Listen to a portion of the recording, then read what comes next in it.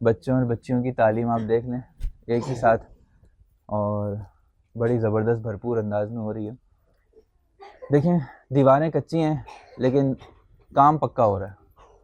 علمی مضبوطی اور تربیت کے حوالے سے آپ سارا نظم و نسق دیکھ رہے ہیں کتنے ہائی اور کتنے بہترین پیمانے پر کیا جا رہا ہے، اور ماشاء اللہ اللہ تعالیٰ ان کی محنتوں کو قبول فرمائے۔ یہ ہمارے قوم کا سرمایہ ہے۔ اصل بلوچستان کو ضرورت ہے تو اس تعلیم کی ضرورت ہے۔ اصل اگر ہم ترقی کریں گے تو اسی علم کے ذریعے سے کریں گے۔ یہی بچے ہیں یہ آگے جا کے بلوچستان کے معمار بنیں گے، یہ بلوچستان کا فیوچر ہے۔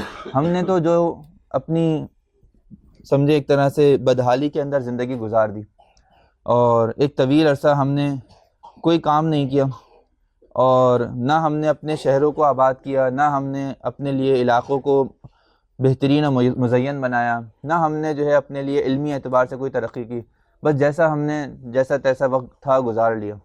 لیکن ماشاءاللہ جب ان پھول جیسے بچوں کے اوپر دیکھا جاتا ہے نا کہ اس وقت کے اندر ایسی محنت کی جا رہی ہے کہ امید ہے کہ یہ بچے جب 10 15 سال 20 سال کے ہوں گے تو یہ ہماری طرح زندگی نہیں گزاریں گے، یہ انشاءاللہ باشعور ہوں گے۔